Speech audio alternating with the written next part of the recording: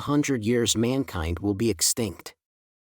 The march toward extinction may not even take that long, I'm afraid, but one tries to be optimistic. I work as a fortune teller. I've been doing it for 7 years, and have done thousands of readings. Thousands. I do them nearly every day for someone. I've had clients that have been calling me for years. I have virtually never had a bad review written about me. When the client confirms for me the accuracy of my information, I feel the joy and glory of knowing that universal cosmic consciousness, spirit, the Purusha, what have you, has come over me, and inside I finally realize why I was born into this awful, awful world. Hare Krishna, Hare Rama, Hare Hare. Note, the Bulletin of Atomic Scientists has just moved the fabled doomsday clock as close to nuclear midnight as it has ever been. As I understand it, this body was first convened by none other than Albert Einstein, a man that knew a thing or two about atomic power and its capacity to obliterate all life on planet Earth.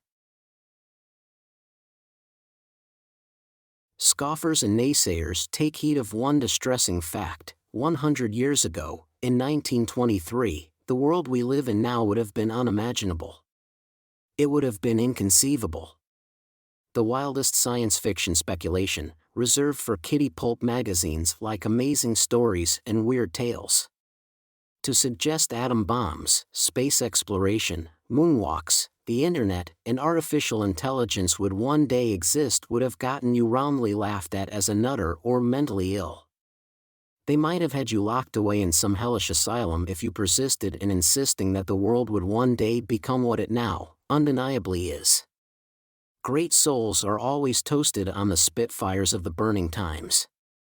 And it is now the burning times again, just as when they brutally murdered Urbain Grandier for being in league with the devil in 1632. Also, Giordano Bruno, the other heretics and alchemists of the age. I'll keep this short and sweet. Mankind is doomed. Here's what I believe in my opinion, in my capacity as a professional diviner, will come to pass. 1. There will be a database of thought criminals compiled expertly by AI. We're talking about the idea of pre-crime here, in the manner of Minority Report. The system will make a profile of you based on your internet habits, to decide if you are a potential threat, and act accordingly. People will just begin to disappear. 2. There will be an army of cyborg killers. Or a full-standing army of cyborgs. Already, the capacity to create such robot thugs, with AI, has become a chilling reality, as evidenced by many demonstrations of such human-like, seemingly sentient entities. During the pandemic, robot dogs patrolled parks in countries such as Singapore, to enforce social distancing. 3. UFOs will be revealed to not only be real, but the visibility and interaction between mankind and the alien other, wherever it is they happen to originate from, will become accepted and routine. Already the government and the Pentagon are slowly preparing the public for this revelation. An object is shot down now, and there are no visible means of propulsion, and the government has no idea who it belongs to. People are being prepared, and even in a mystical or religious sense, pioneers like the much-maligned conspiracy theorist and New Age speaker David Icke have opened up and popularized the ancient belief that formerly was known only to the Hindu philosophers, that reality as we perceive it, is simply illusion, and that there are spiritual planets, higher states of consciousness, deva gods and great destroyers and inscrutable entities beyond the veil of the dimension space we can see. H.P. Lovecraft wrote of it as fiction. Modern physics affirms this for us. We are on the tip of the interdimensional iceberg. We've plucked the fruit of so many forbidden trees. One day, time travel will not be an unattainable fantasy dreamed of by H.G. Wells. She bends in ecstasy to kiss, the secret ardors of Hadit, the winged globe, the starry blue, are mine onk off nakansu. Liber al vel legis 1:14.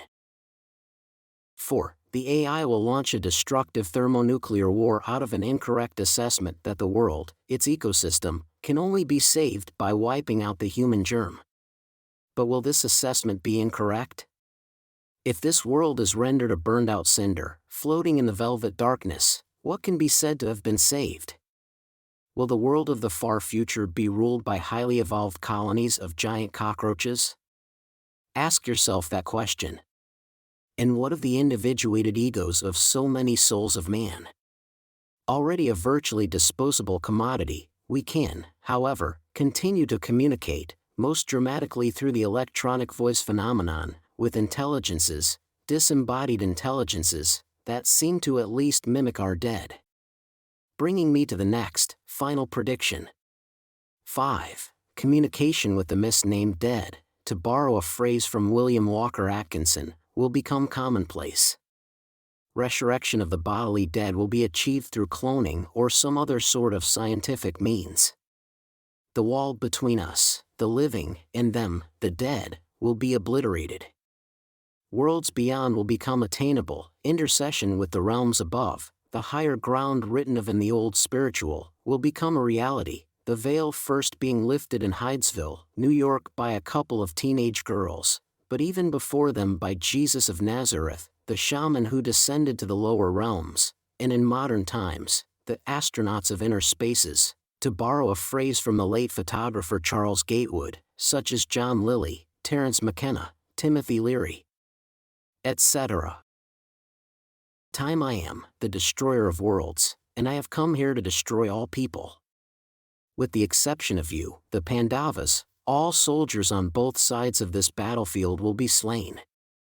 Bhagavad Gita 11:32. Quoted at Trinity Nuclear Test Site by Robert Oppenheimer. Can you hear the thunderous hoofbeats coming? Lord Kalki will ride one day out of Shambhala, on his divine white steed Devadatta, wielding the flaming sword of truth, to smite the unrighteous and deliver justice to the miscreants. Lord Krishna told Arjuna that he descended once in every generation, when the unrighteous people had forgotten the sacraments of religion. Or perhaps, when they reawakened to the knowledge of who they actually are. And, like Eve plucking the apple, the serpent has opened the third eye, which rests in the center of the hand of Fatima, the hand of Miriam, the ancient symbol of the Kamsa, the ancient symbol used by Persian poet Khalil Gibran, by diviners and fortune-tellers for centuries, by this author as his personal logo for his book publications. Can you hear them coming? COVID-19 was perhaps a foretaste of tomorrow, and tomorrow, and tomorrow still. Behold, the New Jerusalem, the city in the sky. If any man have an ear, let him hear. He that leadeth into captivity, shall go into captivity. He that killeth with the sword shall be killed with the sword. Here is the patience and faith of the saints. Revelation 13 verses 9-10. Hare Krishna, Hare Krishna, Krishna, Krishna, Hare, Hare. Christ and Krishna, they mean the same thing, see Bhaktivedanta, Swami Prabhupada. Can you hear it? In the distance. The sound of roiling thunder. The hoofbeats of a mighty stallion. Can you see it?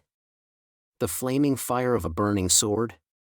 Make no mistake, there is no past, there is no future. There is only the eternal now.